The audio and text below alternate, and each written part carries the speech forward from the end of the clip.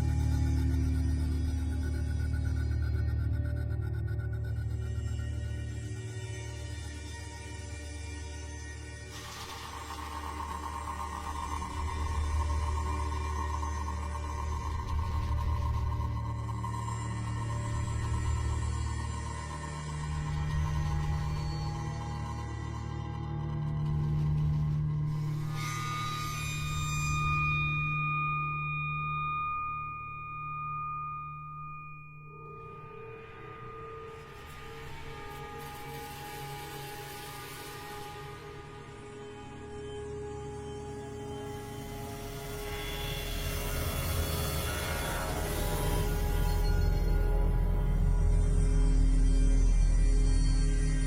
would you prove to us that you're in zero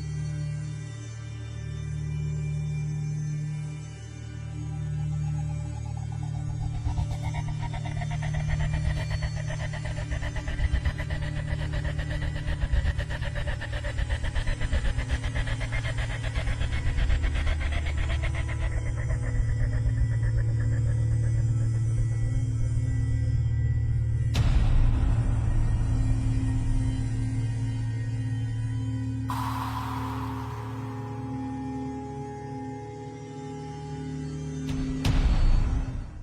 And in case there are any conspiracy theorists out there, how would you prove to us that you're in zero gravity? This is Face the Nation. How do you hear me? I have you loud and clear. Welcome aboard the space station. NASA Commander Scott Kelly joins us from space to talk about what it's like to have the Earth spinning outside of your window every day. It's all ahead on Face the Nation. The Earth spinning outside of your window every day. The Earth spinning outside of your window every day.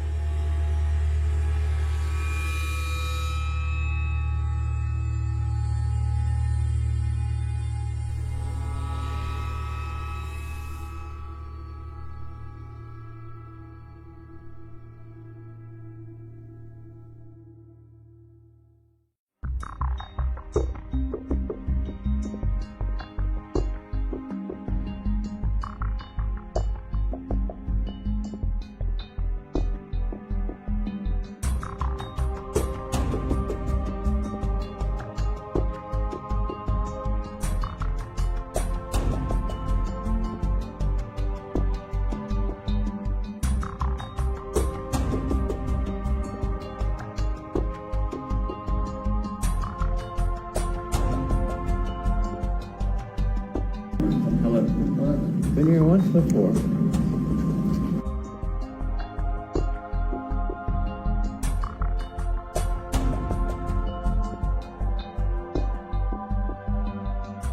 Hello. Been here once before.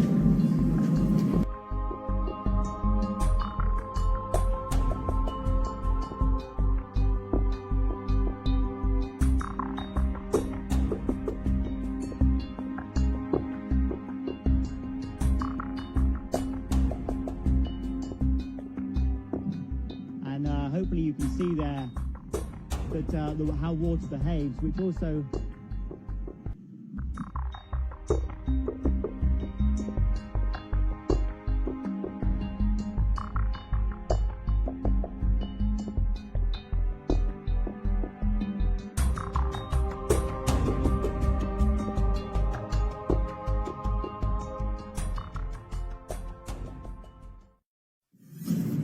Our activities in space have left traces behind. To date, there have been some 5,000 successful satellite launches, and certain orbits are at risk of becoming congested. About 17,000 man-made objects are currently being regularly monitored from the ground. The effect has been particularly evident in the low Earth orbit region.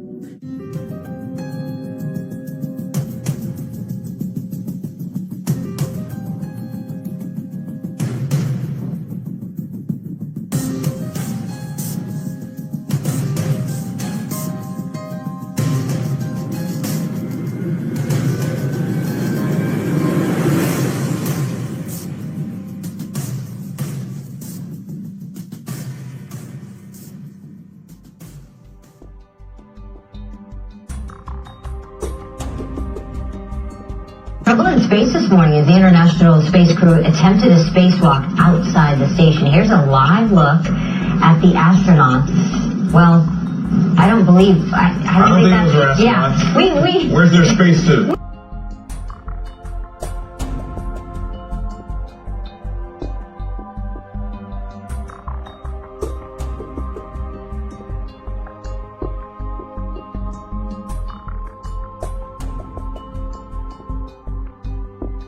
Coming from the engine area, lens flares, and then the holographic flicker. Watch again. What is that?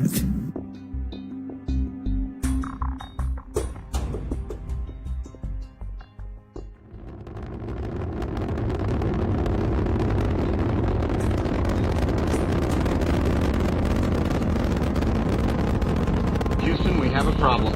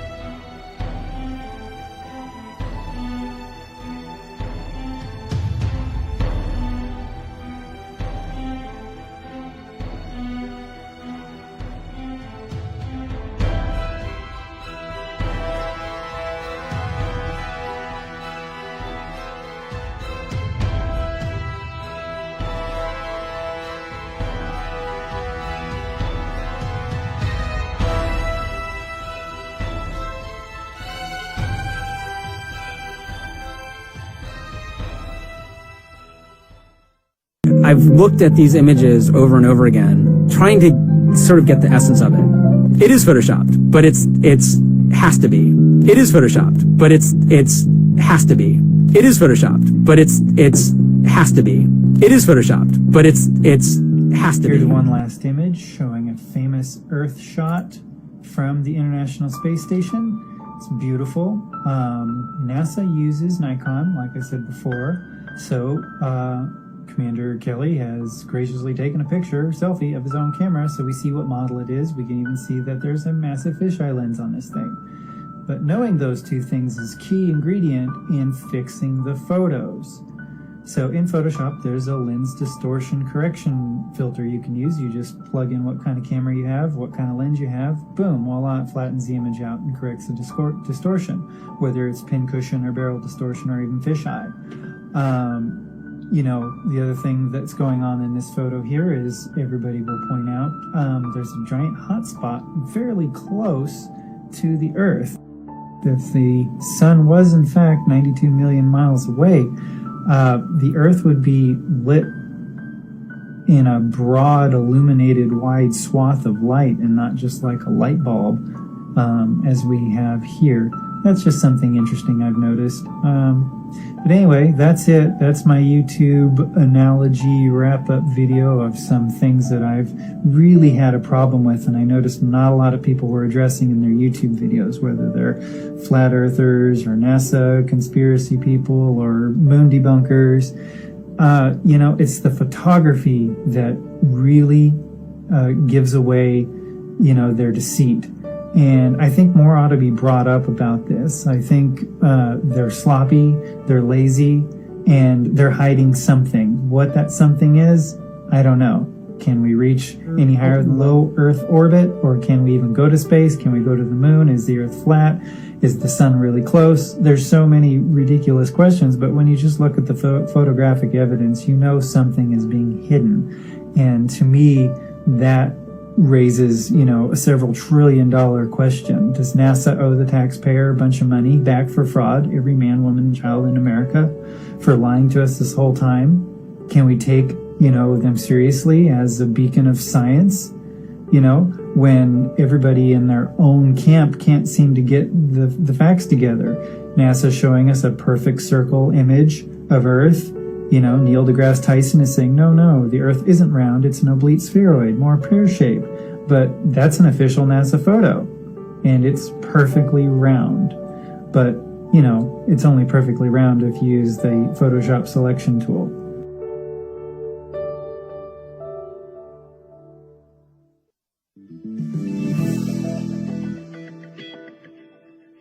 Return of the Blue Marble. Presented by Science at NASA.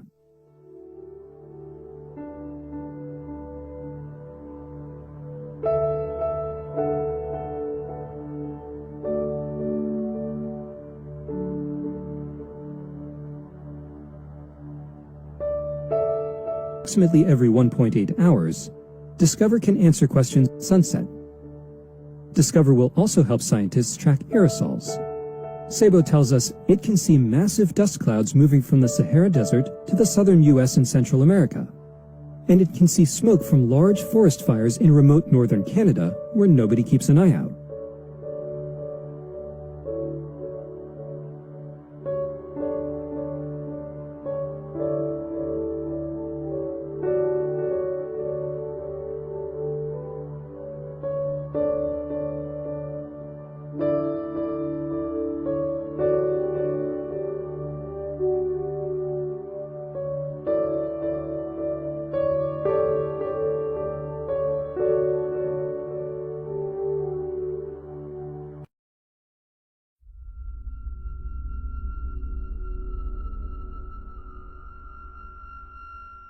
The observatory also offers a rare view of the moon. Because the moon is tidally locked to Earth, only one side is visible from our planet. The unseen far side was shrouded in mystery until 1959, when the Soviet Luna 3 spacecraft swung around the moon and photographed it from behind. This feat is repeated by the current high-resolution U.S. Lunar Reconnaissance Orbiter Camera, or LROC. Discover will observe the far side about twice a year, as the observatory periodically crosses the orbital plane of the moon. All right, let's check this image out here. Everybody might remember this one. This is the famous moon transiting the Earth in front of NASA's Discover satellite. That's 1 million miles away, parked out in geosynchronous orbit. Okay, let's right-click this bad boy, put it into Photoshop. It's a GIF for animated purposes, but the cool thing about GIFs is you can actually open them up in Photoshop and you can see all the layers that the GIF is made out of. Kind of cool. So let's zoom in here and check it out. All right, you start activating layers and the moon comes into frame. But what is this? Why is the leading edge of the moon green? Obviously, that shouldn't be like that. So what's going on here is NASA has south-parked a dim moon image because they said it's the dark side of the moon. So obviously we think the image needs to appear darker, but it's passing right in front of the Earth, in front of the sun, full sun, full moon. So that means it should be bright, really bright, bright as the clouds. In fact, there's more green fringing. Keep turning on these layers. Obviously, they were able to delete the green fringing on the leading edge as it left the frame, but they were pretty lazy here as it exited the frame. More green fringing. Now, it seems to me like they just used some green screen software and plucked or tried to get a nice clean image, but they couldn't because here's a bunch of pixel noise all over the place. That means nobody actually did anything. They clicked a button and they tried to use the algorithm to remove the green. Didn't do a very good job of that. Now, there's a lot of problems with this, image that people have noted already. Clouds obviously don't move, and if this was taken over a period of time, clouds move pretty fast. Now also, this is July 16th, so this is supposed to be summer.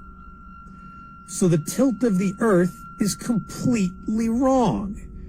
If the sun is behind the camera, the North Pole needs to be pointed towards the camera, not off to the side. So the tilt of the Earth here is about 45 degrees wrong. It's facing camera left, and it should be facing directly at the camera, the North Pole. So you should see less of the southern part of the Earth, and more of the northern part of the Earth. So again, completely fake, not even trying to make it real. And you're looking at all these different images, the clouds would move. Just watch any satellite picture that you've ever seen, any satellite animation, the clouds move. So to say it's less than a day, so you're not going to see a difference, is completely wrong. So the clouds are not right, the tilt of the Earth is not right, the rotation of the moon is not right. Another fake lie from NASA.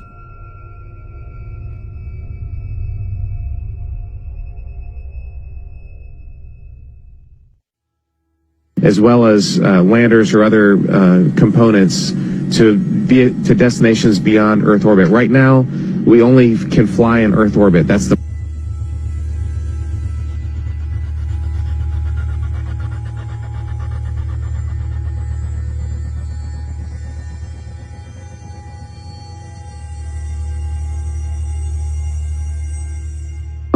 we only can fly in Earth orbit. That's the farthest that we can go. And this new system that we're building is going to allow us to go beyond and hopefully take humans into the solar system to explore. So the moon, Mars, asteroids, there's a lot of destinations that we could go to.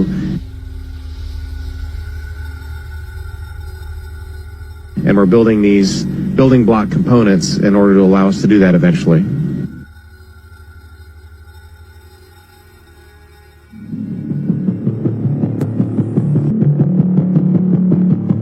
Orion is getting ready to launch.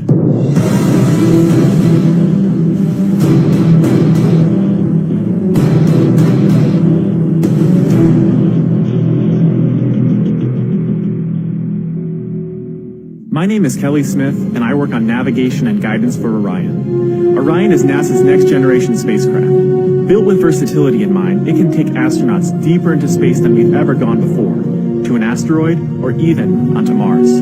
For these missions, Orion has to be one tough spacecraft, withstanding high speeds, searing temperatures, and extreme radiation. Before we can send astronauts into space on Orion, we have to test all of its systems. And there's only one way to know if we got it right. No astronauts will be aboard. The spacecraft is loaded with sensors to record and measure all aspects of the flight in every detail. It all begins with launch aboard a Delta IV as the spacecraft and the upper stage begin their first lap around Earth. Mission Control in Houston is monitoring the progress of the flight. Orion's over 100 miles up and going about 17,000 miles per hour. Just as it passes over the Indian Ocean, we lose communication. As we get further away from Earth, we'll pass through the Van Allen belts, an area of dangerous radiation.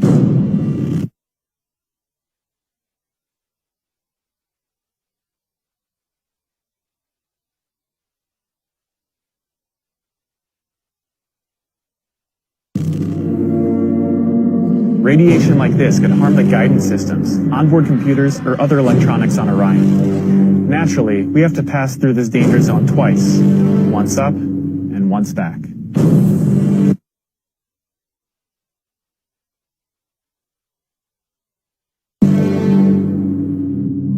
But Orion has protection. Shielding will be put to the test as the vehicle cuts through the waves of radiation. Sensors aboard will record radiation levels for scientists to study. We must solve these challenges before we send people through this region of space.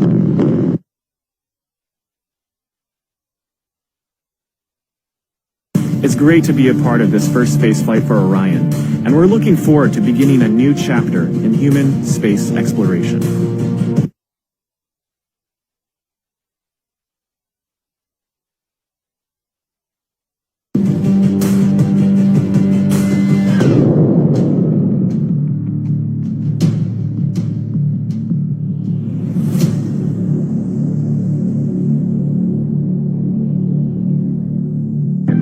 Other than the alleged Apollo trips, all other manned spacecraft have stayed below the belts. These belts do not officially begin until an altitude of 1,000 miles is reached. But when one space shuttle crew was brave enough to go nearly 400 miles above the Earth, they started to experience some unusual effects. They reported seeing shooting stars, which were a result of the radiation hitting the retinas of their eyes. If I'd landed 20 feet behind where I landed, I'd have landed right back in that crater. When interviewed, Alan Bean of Apollo 12 initially stated that he had not gone through the belts and did not observe any effects caused by them. Any ill effects from the Van Allen radiation belts? No. Now, I'm not sure we went far enough out to encounter the Van Allen radiation belt. Maybe we did. When it was pointed out that the flight pattern took him through the belts, he changed his story. The belts are 1,000 miles to 25,000 miles above the Earth. Then we went right out through them. No effects on your cells? We didn't even know it. I don't think anybody, well, maybe somebody said you went through the radiation belt, but we didn't feel it inside, and we didn't get any, added radiation. The space shuttle went to 365 miles a few years ago because I worked in news. I saw CNN.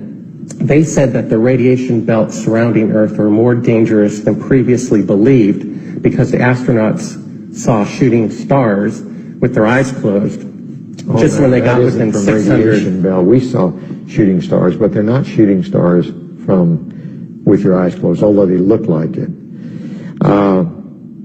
If you're out in space beyond the Van Allen belt, and probably within the Van Allen belt, and close your eyes, and just pay attention. You don't notice it unless you pay attention. Then all of a sudden you'll see a little flash like a shooting star, except it's like that.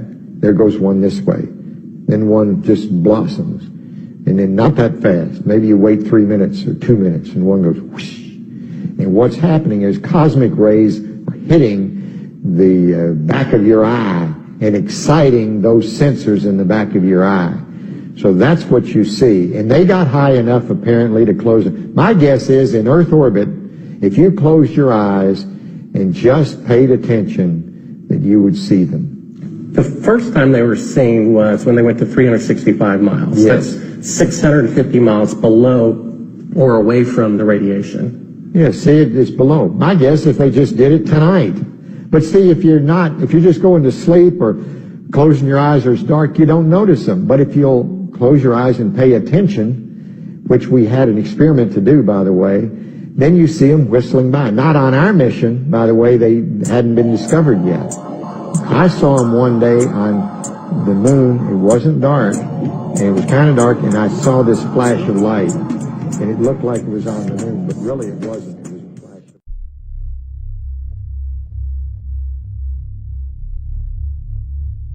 It's okay. Well, take your stuff and get the fuck out. Well, take your stuff and get the fuck out. Some scientists argue that the trip through the belts was so brief, that is only a few hours, that the radiation would not have had a negative effect on the astronauts. But the question remains, if these belts are not dangerous, why in the last 30 years has absolutely no country put even a monkey past these belts? The standard excuse is that no one has wanted to spend the money to do so. But to write off every advanced country in the world as too stingy and incompetent in over a third of a century to explore further than 400 miles from Earth really is a bit too much to fathom. It is more likely that we simply do not have the technology to go further at this time. To destinations beyond Earth orbit. Right now, we only can fly in Earth orbit. We only can fly in Earth orbit. That's the farthest that we can go. And this new system that we're building is going to allow us to go beyond and hopefully take humans into the solar system to explore. So the moon, Mars, asteroids, there's a lot of destinations that we could go to. When I was talking with the gentleman from Belcom, and we were discussing the lie, everything he was telling me was different from what we were being told was the truth. And at one point I asked him, I said, man, you guys, you lied about a lot, didn't you? And instantly he said, no, we didn't lie about certain things. We lied about everything. None of it was true. I really don't think people realize how deep the lie goes. Space, the final frontier. Space may be the final frontier, but it's made in a Hollywood basement. And you hear about the fact that the landing was actually done in a television studio. It's the flag being planted on the moon facing one way and the shadow of the man being the other way. I mean, I've heard that maybe the terrain that was seen on the video wasn't accurate, the walking wasn't accurate. There are no stars in some of the photographs, and that there should be because there was no atmosphere and that the stars would shine so brightly. The lunar shadows sometimes fall in different directions. The skeptics claim this as incontrovertible evidence of at least two light sources. Enormously powerful jet of flame and heat and gas, it would have easily scooped up an enormous crater. In fact, there was supposition that the crater would have been so big that the lunar lander would have disappeared into it. Astronomers could have easily discerned that the star positions were not those that would have appeared in a photograph taken from the moon. So it's another case where they could not fake it, so they simply ignored it. If you were to talk to Aldrin or Armstrong or any of the other Apollo astronauts, they would actually not respond in any way to questions regarding stars. Secondly, when you looked up at the sky, could you actually see the stars and the solar corona in spite of the glare? We were never able to see stars from the lunar surface or on the daylight side of the moon by eye without looking through the optics. I don't recall during the period of time that we were photographing the solar corona what stars we could see. I don't remember seeing any. I don't recall during the period of time that we were photographing the solar corona what stars we could see. I don't remember seeing any.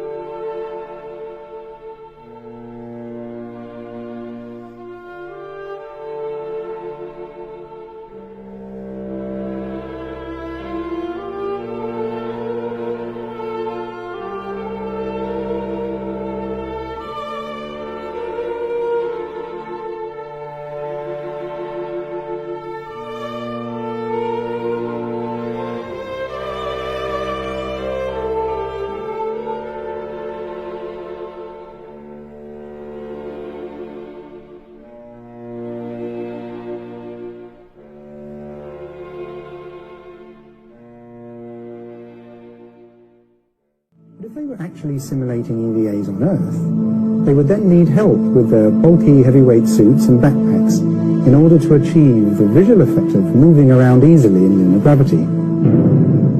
So enter wire supports. This is a tried and tested way of relieving weight from performers, or even flying an actor. A momentary glint.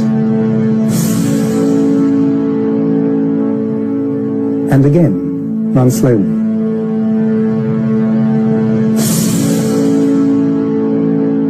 And once more. There are other examples too.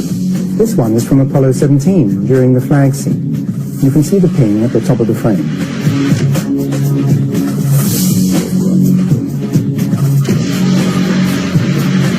In this footage from Apollo 16, we have telltale evidence of a slightly floating or dangling effect at the jump salute location. It's as if the weight is being taken off the astronaut's feet just a second or so too soon. Compare that sequence with an obvious rehearsal rig. The dangling effect is very evident.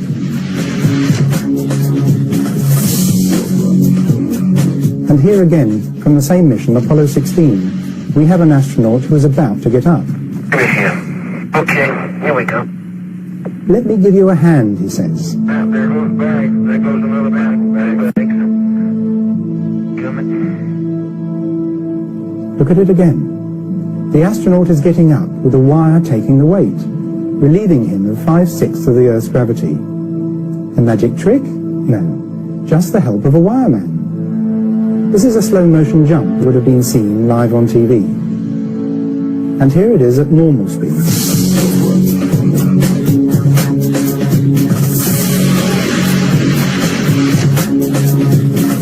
The well-rehearsed, pre-recorded material was apparently slowed down by 50% when we saw it on TV. And yes, we've done the necessary work to establish that percentage.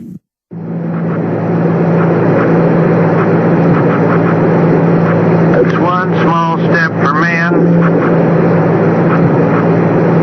one giant leap.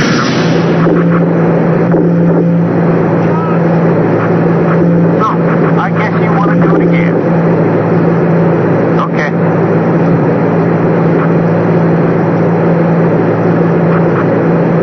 Sorry, Mr. Corsi. There are also plenty of anomalies when you look at spacewalks. For footage of spacewalks on the exterior of the International Space Station, NASA will freely admit they have a huge swimming pool called the Neutral Buoyancy Lab, where they train their astronauts. And within this huge swimming pool, they have a mock-up of the exterior of the International Space Station. I'm going to show you a video from a YouTuber called Jungle Surfer, who's done the best expose of spacewalking anomalies. Another aspect of the illusion of space travel is spacewalks. These are faked inside a swimming pool. It's a custom-built swimming pool, and that's a great way to fake zero gravity.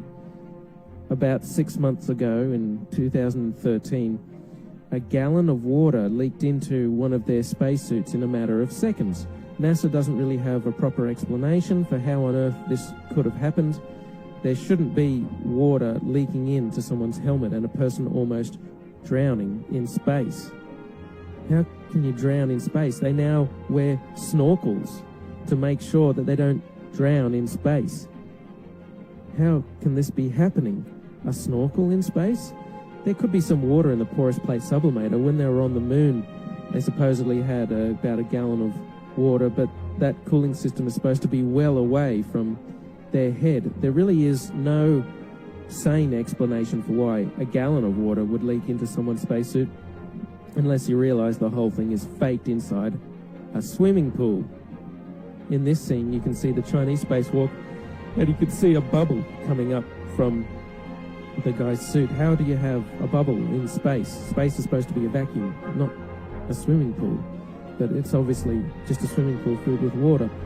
Obviously, there would be some equipment that they could only fix from the outside, but a lot of these spacewalks, it seems like equipment they easily could have configured to be accessible from the inside of the International Space Station. It seems more like an excuse to get out and show their other space trick, which is the faking of spacewalks in a swimming pool.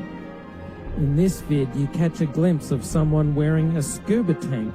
Scuba tanks in space? Snorkels and scuba tanks in space? They act like a spacewalk is just a walk in the park, like there's very little danger involved at all. They're looking through the spacesuits. Oh, here's a spacesuit. We're going to go for a spacewalk. As if there's no danger at all. Like they don't care. They don't care. They don't act like they're in a life-threatening situation, like they could die at any second, even though they can. So you would think to preserve their life, they would want to minimize the amount of spacewalking that they did. But there seems to be an abundance of equipment on the outside of the International Space Station that constantly requires repairing, which makes for a good TV spectacle and is inspired by movies like Sandra Bullock's Gravity. And after Gravity came out, they of course had to do another spacewalk to fix some emergency, some piece of equipment that their lives depend on that amazingly they can fix every time. But you know what? Thanks to the genius of the engineers at NASA, they employ snorkels in space now, so that should stop them from drowning. You really like your picture. You're the one who said you walked on the moon when you didn't. Calling the kettle black, if I ever thought of it. Saying I misrepresented myself. Away from me. You're a coward and a liar and a thief.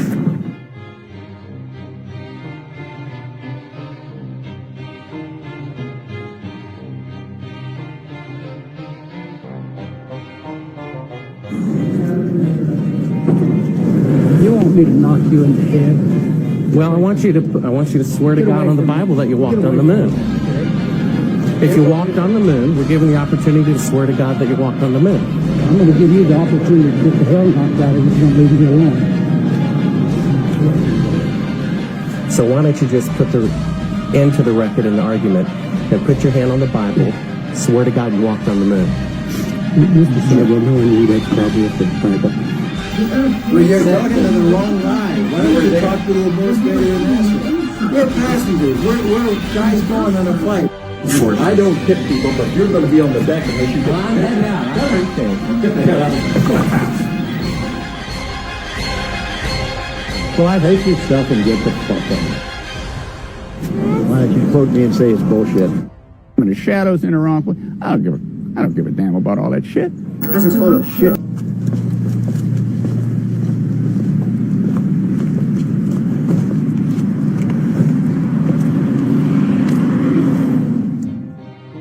Mr. Seibel, you do not deserve answers. If you show this publicly, you're open for a lawsuit. Okay?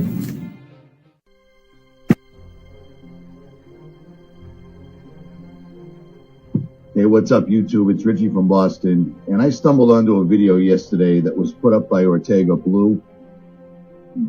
But after doing a couple of searches, this is a patent search. This is patent number 3239660. And it belongs to NASA.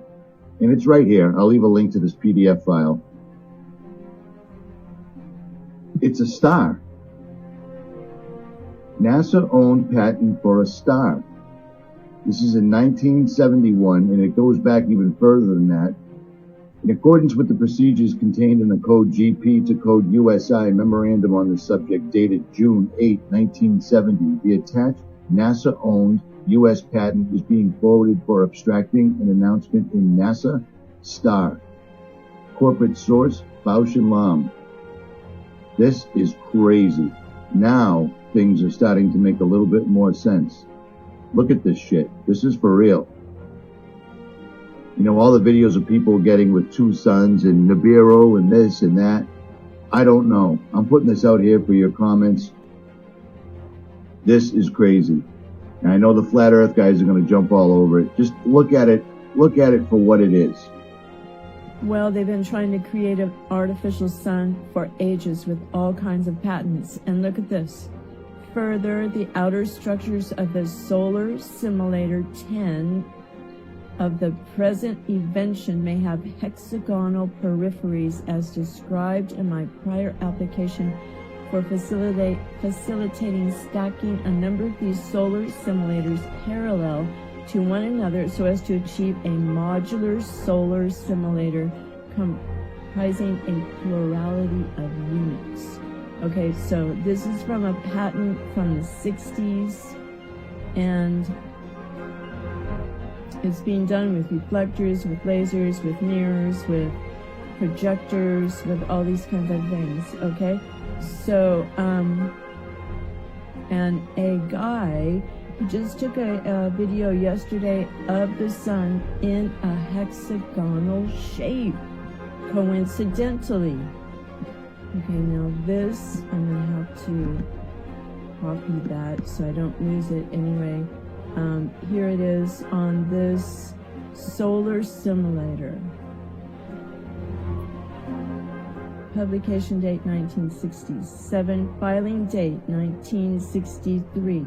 So this goes way back to even the 40s when they were trying to do it. So you have to read all this. All this stuff is a lot of it is scientific terminology, which I don't understand, but you don't need to understand all of that to grasp what he's saying, because let me show you this. Okay, I checked this out a long time ago. Scientists plan to ignite a tiny man-made star. They're trying to do it all over the world, even China. It's a group effort. And do you think they're going to tell people, the common people, about it?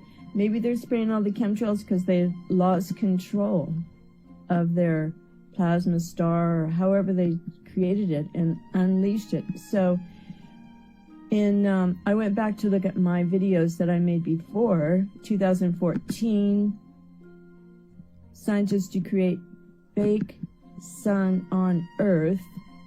It's a multi-billion euro experiment to create a sun, and the machine is being built in the south of France. They even have their own currency. I've got to go back and check this out because I can't even remember putting this up. Okay, here's the New Yorker, EU. So, you know, that is why the sun doesn't look like the sun, because it's not the sun.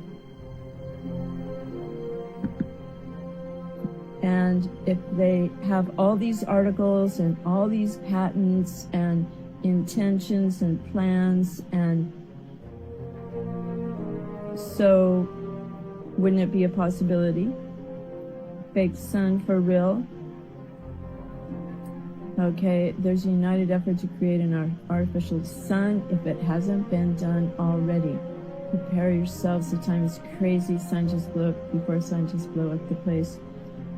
Okay, so, you know, just be ready for anything.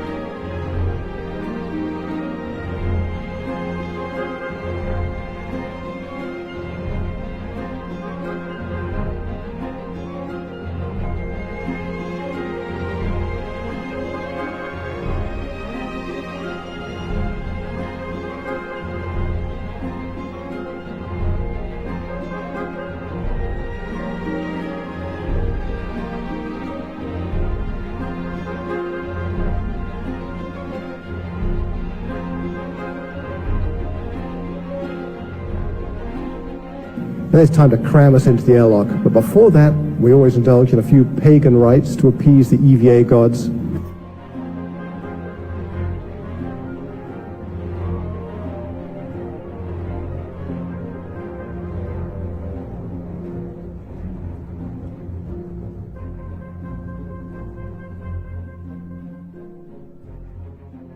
We had a smoother ride after that. It was once the SRBs were gone. 50 nautical miles. And then we hit the 50 nautical mile point, and that's the point.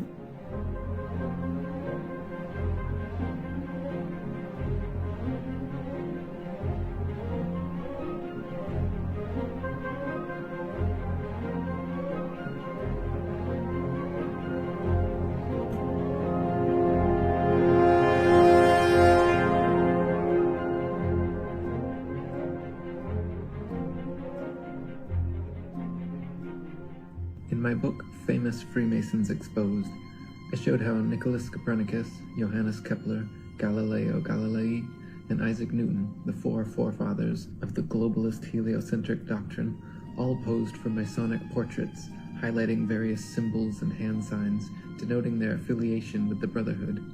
Galileo poses on a Masonic checkerboard floor, Kepler with the hidden hand sign, and all four of them pose with a Masonic compass and globe while flashing the Masonic M hand sign. Sir Isaac Newton was even knighted by Queen Anne at Trinity's College Masonic Masters Lodge. An inordinate number of NASA astronauts, the current propagators of the globalist heliocentric doctrine, are or were admitted Freemasons as well. John Glenn, two-time U.S. Senator and one of NASA's first astronauts, is a known Mason. Buzz Aldrin Jr., the second man to lie about walking on the moon, is an admitted ring-wearing, hand-sign-flashing 33rd degree Mason from Montclair Lodge, number 144 in New Jersey. Edgar Mitchell, another supposed moonwalker aboard Apollo 14, is an Order of Demolay Mason at Artesta Lodge, number 29 in New Mexico. James Irwin of Apollo 15, the last man to lie about walking on the moon, was a Tejon Lodge number 104 member in Colorado Springs. Don Eisel on Apollo 7 was a member of the Luther B. Turner Lodge number 732 in Ohio. Gordon Cooper aboard Mercury 9 and Gemini 5 was a Master Mason in Carbondale Lodge number 82 in Colorado. Virgil Grisham on Apollo 1 and 15, Mercury 5 and Gemini 3 was a Master Mason from Mitchell Lodge number 228 in Indiana. Walter Schirra Jr. on Apollo 7, Sigma 7, Gemini 6 and Mercury 8 was a 33rd degree Mason at Canaveral Lodge number 339 in Florida. Thomas Stafford on Apollo 10 and 18, Gemini 7 and 9 was a Mason at Western Star Lodge number 138 in Oklahoma. Paul Weitz on Skylab 2 and Challenger is from Lawrence Lodge number 708 in Pennsylvania. NASA astronauts Neil Armstrong, Alan Shepard, William Pogue, Vance Brand, and Anthony England all had fathers who were Freemasons too. The amount of astronauts known to be Freemasons or from Freemasonic families is astonishing. It is likely that more astronauts and people of key importance in NASA are affiliated with the Brotherhood as well, but not so open about their membership. For there to be this many Masons, members of the world's largest and oldest secret society, involved with the promotion and propagation of this globalist heliocentric doctrine from its outset to today, should raise some serious suspicion. C. Fred Kleinknecht, head of NASA at the time of the Apollo space program, is now the sovereign Grand Commander of the Council of the 33rd degree of the ancient and accepted Scottish rite of Freemasonry of Southern jurisdiction. It was his reward for pulling it off. All of the first astronauts were Freemasons. There's a photograph in the house of the Temple in Washington, D.C. of Neil Armstrong supposedly on the moon's surface in his spacesuit holding his Masonic apron. NASA's logo is a red forked serpent's tongue overlaying the starry heavens. Serpents, and specifically their forked tongues, have long been associated with lying, deceit, cleverness, two-facedness, manipulation, and with Satan, the devil. Why would the National Aeronautics and Space Administration choose this as their official logo? The United Nations, the New World Order government headquarters, built on land donated by 33rd degree Freemason John D. Rockefeller, is represented by a logo and flag which clearly depicts a flat Earth divided into 33 sections. There are 33 official degrees of Scottish Rite Freemasonry, and the UN flag features a flat Earth divided into exactly 33 sections. Why would the United Nations founders choose a logo and flag of a flat Earth map divided into 33 sections? How is it that Siegfried Kleinecht, the head of NASA, retired and immediately became the head of the 33rd degree of Freemasonry? How is it that all the forefathers of the ball Earth theory and so many NASA astronauts are all Freemasons? The Masons' esoteric religion, the very basis of their symbols and rituals, is sun worship. From their first day in the lodge, Masonic initiates learned that Freemasonry is all about light, enlightenment, illumination, hence the Illuminati, and hence worship of the sun as the giver of light. Masonic halls are all purposely constructed to correspond with the motions of the sun. They are always situated intentionally facing east towards the sun, with the worshipful master sitting in the far east on a throne engraved with a picture of the sun. The high festival of the Masons is on Christians' St. John's Day, or the 24th of June, otherwise known as Midsummer's Day, when the sun arrives at its annual highest elevation, the summer solstice. Regarding the Masonic rite of circambulation, 33rd degree Freemasonic historian Albert Mackey says, "In Freemasonry, people always walked 3 times round the altar while singing a sacred hymn. In making this procession, great care was taken to move an imitation of the course of the sun. The rite of circumambulation undoubtedly refers to the doctrine of sun worship." The Vector, NASA's official logo. If you've ever looked at NASA's official logo, both their official insignia and their official seal, you'll see that the most prominent object in the seal is a red swooshing object. They call that the chevron or the vector. If you ask NASA's Public Affairs Office, this symbology is featured so heavily in their insignia and seal, they'll give you what really amounts to the standard facile cover story for the unilluminated. They'll tell you that is a representation of a hypersonic wing design from the 1950s, which was the time the logo was created. Not exactly the case.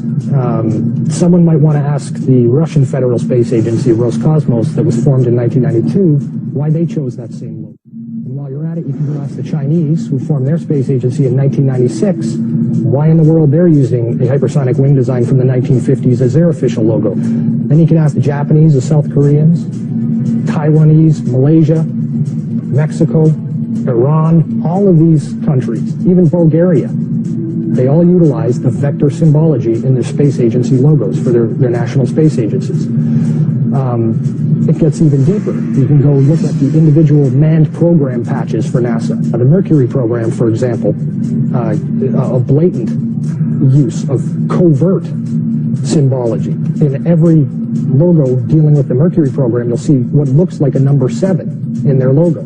And again, NASA's official story is that they put this number 7 there so that they could pay homage to the original 7 Mercury astronauts. Kind of forgetting the fact that only 6 Mercury astronauts actually flew into space, because number 7 never did. Deke Slayton had a heart problem, so he didn't get to go up. So there were only 6 Mercury astronauts. Yet there's a 7 in every single logo. That's in the official mission or official program insignia for Mercury, as well as the 6 individual mission patches carry this logo. And it carries on to the Space Shuttle program. If you look at the Apollo logo has a big letter A in it. At least that's what they want you to believe, but it's not. Again, that's just a simple way of explaining away the inclusion of this vector symbology in the logo.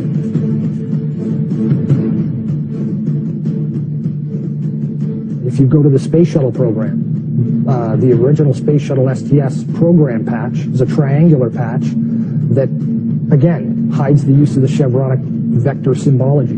And that also goes for many of the STS-specific mission patches. Every single one of the International Space Station expedition patches carry the vector symbology. The Russian Mir Space Station used the vector symbology. That was their official logo. You can even go deeper And look at military-industrial complex companies. Look at the logo on a company like Lockheed Martin, 2 vectors. The X-Prize logo, Ames Research Labs, U.S. Space Command. When you get into the military realm, the United States Space Command, their official logo is the vector symbol. And when you look at the military's individual space-specific programs, all of them deal with vector symbology in their official insignias. And the question really becomes, who or what are these people paying homage to? And the truth, quite frankly, is out of this world.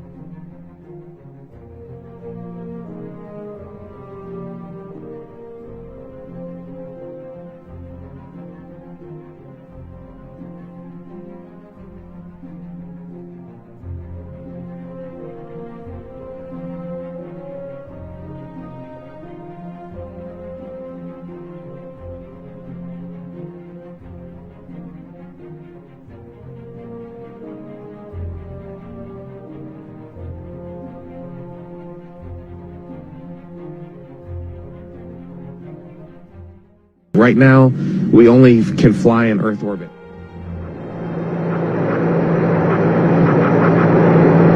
It's one small step for man, one giant leap.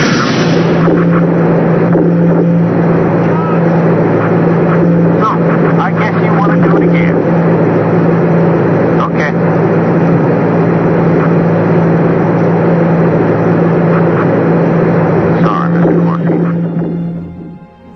Well, I take your stuff and get the fuck out.